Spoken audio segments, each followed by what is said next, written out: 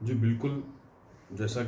जैसा कि Karnataka high court का जो फैसला है, हम इस फैसले को डिसएग्री करते हैं इसलिए कि ये सस्पेंड करता है अपने फंडामेंटल राइट्स को, और इसके साथ साथ जो है हम संविधान हमको ये इजाज़त देता है कि freedom of religion, freedom of culture, freedom of speech, freedom of expression, तो ये सारे चीज़ों का जो है हमें संविधान जो है इजाज़त देता है। इसके बावजूद ये इस हिसाब से जो फैसला हुआ है, हम इसे डिसएग्री करते हैं और हम जो है सुप्रीम कोर्ट को जो है इसकी जो है हम अपील करेंगे। कब करेंगे? इंशाल्लाह जैसे ही हमारे आली जनाब बैरिस्टर असदुद्दीन ओवैसी साहब के इंस्ट्रक्शन पर जैसे ही हमें कॉल आएगा, इंशाल्लाह हम जो है फौरी तौर पर जो है इस पर अमल पैरवा होंगे इंशाल्लाह। ये कई हज़ार सालों से जो है ये हमारा जो हिजाब का मामला चलते आ रहा है, इसे अब तक कोई बात नहीं की, इस पर किसी ने कोई बात नहीं की। लेकिन आज इस हिंदुत्वा ग्रोह ने इसको हाईलाइट किया है, चंद तंजीमों ने इसको हाईलाइट करके हमारी बच्चियों की तालीम को दूर करने का एक बहुत ही बड़ा एक साजिश इन्होंने रचा है। इसमें साफ जाहिर होता है कि कई हज़ार सालों से जो है हमारा इस्लाम, हमारा दीन हमको ये इजाज़त देता है कि हम जो है अपना रिलीजियन को फॉलो करें, और हमारा संविधान हमको इजाज़त देता है कि हम रिलीजियन पे रहते हुए संविधान को फॉलो करें। तो ये सारी चीज़ें अब तक बराबर चल रही थी। सडन से ऐसा क्यों ऐसा होता है कि ये जैसे ही बीजेपी का राज शुरू होता है तो ये चंद गुंडे जो हैं अपनी केसरी शाल डाल करके, इतने सालों से नहीं था, केसरी शाल डाल करके इसको एक प्रोपोगंडा बना करके ये हाईलाइट किया जाता है। फिर जो है इस पर जो है हमारी बच्चियों से इन नामर्दों ने हमारी बच्चियों पर अटैक करके इसको ये बना देते हैं, टारगेट करके इसको हाईलाइट किया जाता है। तो ये कहाँ तक सही है? सबको समझ में आ रहा है, ये बात सबको समझ में आ रही है कि ये सिर्फ और सिर्फ जो है ये एंटी हिंदू, और ये अपना इन्हीं का एक ये है जो अपना एंटी हिंदू कहा जा रहा है, ये इन्हीं का एक मकसद है कि ये मुसलमानों को कुचला जाए, दबाया जाए, गुलामी में लेकर आया जाए। तो हम हरगिज़ इनकी गुलामी में आने वाले नहीं हैं। ऑल इंडिया मजलिस इत्तेहादुल मुस्लिमीन जब से ये हिजाब का मामला शुरू हुआ है तब से बराबर लीगल कार्रवाई जो करना है हम कर रहे हैं, और हमारा फंडामेंटल राइट है, इसको कोई नहीं रोक सकता, हमको पूरा इजाज़त देता है। देखिए हमारा इससे जो है हमारा इस्लाम और हमारी शरीयत ये पूरी हमें इजाज़त देती है कि हम इसको जो है पहनकर जाएं। मतलब आप कहने का मतलब यह है कि जो जजमेंट है ये अनकॉन्स्टिट्यूशनल जजमेंट है? बिल्कुल, ये जो जजमेंट दिया गया है ये अनकॉन्स्टिट्यूशनल है, इसलिए कि ये हमारा जो है फंडामेंटल राइट है, जहाँ इसे आर्टिकल 15 को वायलेंस करता है। ये जो हम इस बुनियाद पर कह रहे हैं कि आर्टिकल 15 जो है इस पर यहाँ पर अनकॉन्स्टिट्यूशनल हुआ है, ये जो है आर्टिकल 15 पर जो है वायलेंस हुआ है, इसीलिए हम जो है हम सुप्रीम कोर्ट को जाएंगे। हमने हमारी एक ऐसी एक बयान दिखाई है या फिर ऐसा एक स्पीच दिखाई है कि हमने इनको केसरी शाल पर मना किया है, या कोई भी पूरे भारत के अंदर कोई भी इन पर जो है उंगली नहीं उठाया, बल्कि हर चीज पर, दाढ़ी पर हमें उंगली उठाया जा रहा है, टोपी पर उंगली उठाया जा रहा है, हिजाब पर उंगली उठाया जा रहा है, इस्लाम पर उंगली उठाया जा रहा है, नमाज पर पाबंदी उठाया जा रहा है, अजान पर पाबंदी उठाई जा रही है। ऐसे कई हजारों मसले सामने आ गए।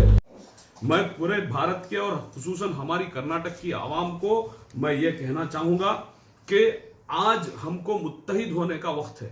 ये जो दौर है मुत्तहिद होने का वक्त है।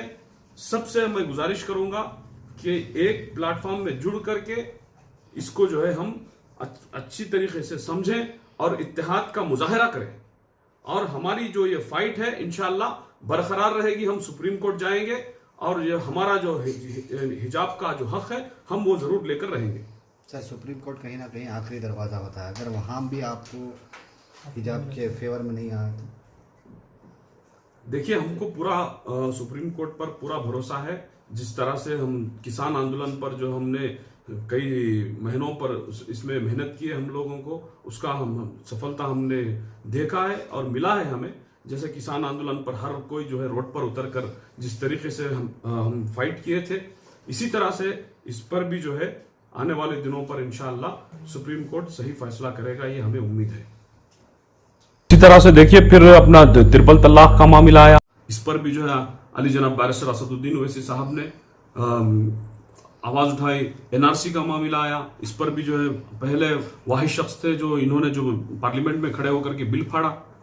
ऐसे कई मसले आए हैं, इस पर जो है सिर्फ जो है आली जनाब बैरिस्टर असदुद्दीन ओवैसी साहब ही उठा रहे हैं। यहाँ पर जो है कर्नाटक के बेंगलोर के अंदर खुसूसन जितने हमारे सेकुलरिज्म को बढ़ावा दे करके सेकुलरिज्म का बयान करते हैं, अपने आप को माइनॉरिटीज के लीडर समझते हैं, तो बताइए माइनॉरिटीज के लिए इन्होंने क्या किया? कोई आवाज, कोई पार्टी ने कोई आवाज नहीं उठाई है। माइनॉरिटीज किसको कहते हैं? माइनॉरिटीज के अंदर किसका सबसे ज्यादा अमला किसका है? सबसे ज्यादा कौन रहते हैं? माइनॉरिटीज में सबसे ज्यादा मुसलमान रहता है। मुसलमानों के लिए कौन आवाज उठा रहा है?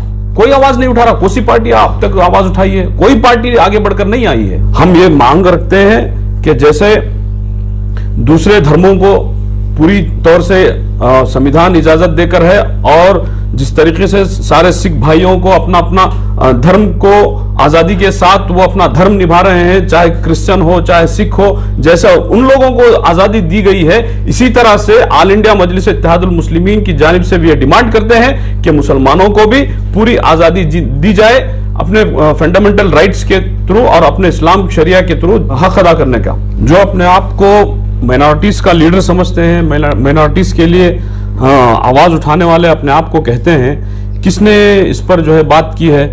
देखिए, जो यहाँ के कई सारे लीडर्स थे जो अपने आप को सबका रहबर कहते हैं, किसी ने भी आवाज नहीं उठाई है।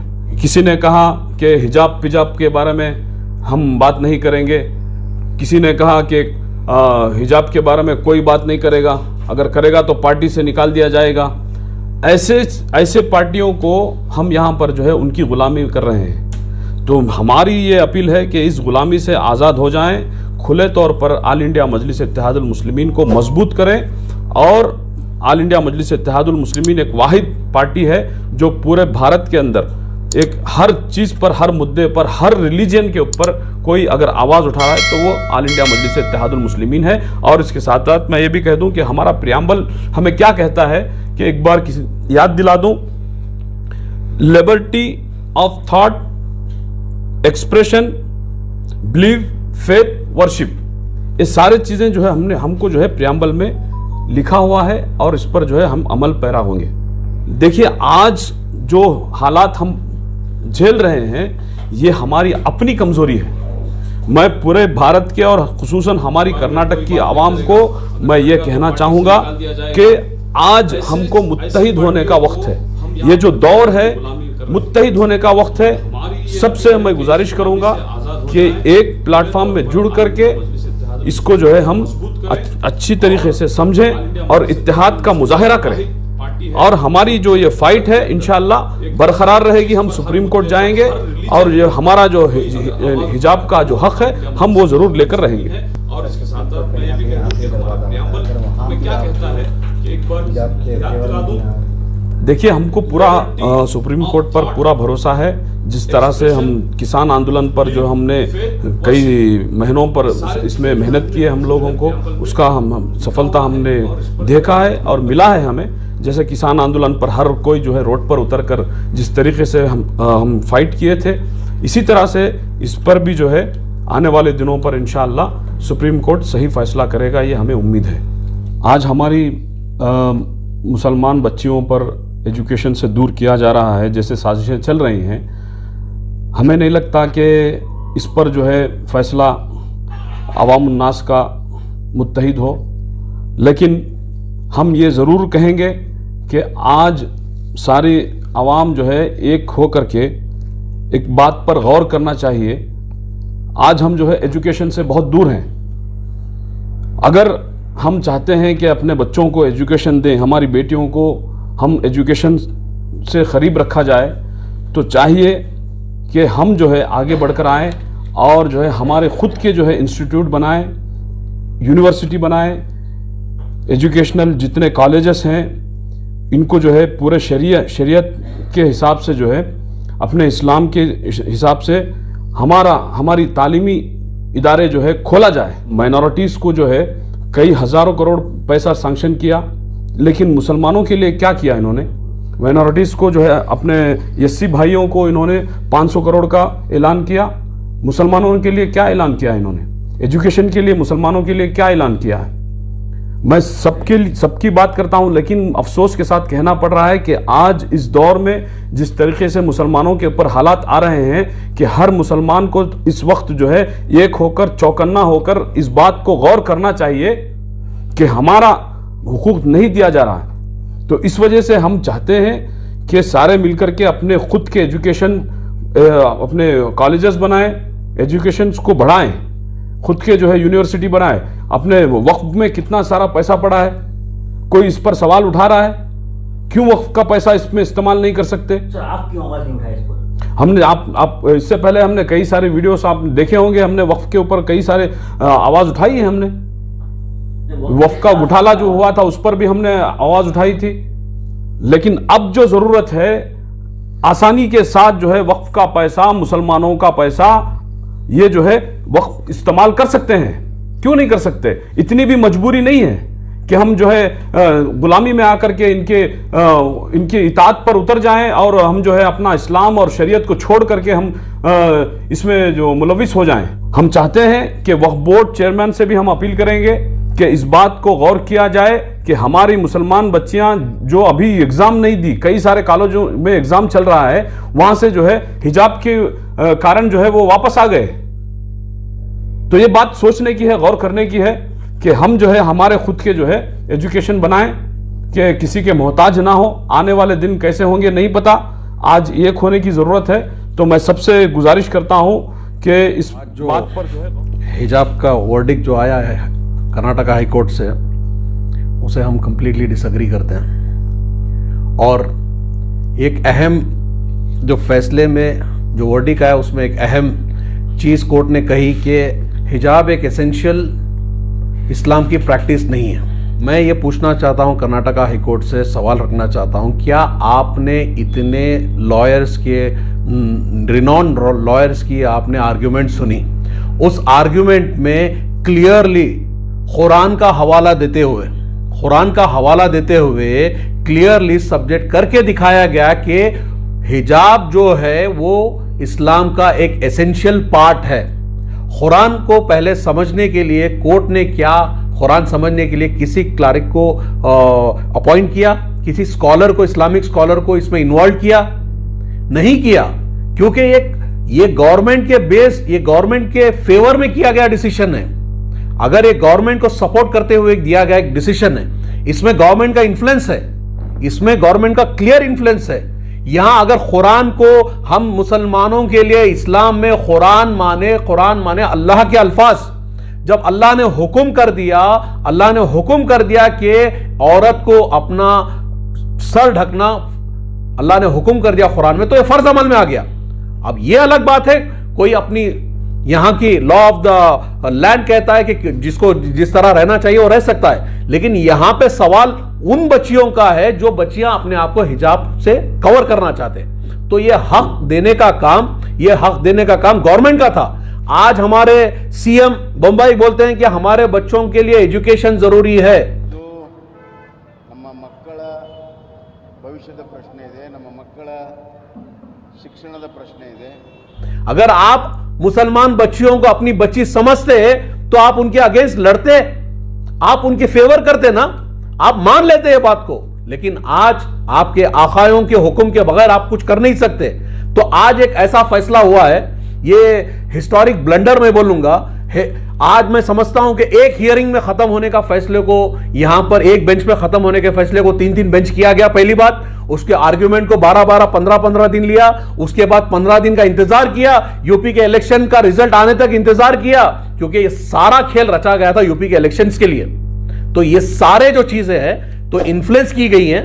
तो हम तो इसको डिसएग्री करते हैं। इंशाल्लाह हम इसको सुप्रीम कोर्ट को लेके जाएंगे इंशाल्लाह। और इसमें अहम और एक चीज है, आज मुस्लिम लड़कियों का परसेंटेज जो एजुकेशन में आज कर्नाटक में नंबर 3 पे आता है। तो ये जो आज इनका जो मसला है ना, ये बच्चियां पढ़ रही हैं, अब उनको मालूम है हिजाब के बगैर काफी सारी बच्चियां, आज कई सारी लड़कियों ने ये जवाब भी दिया कि हम हिजाब के बगैर कॉलेज नहीं जाएंगे।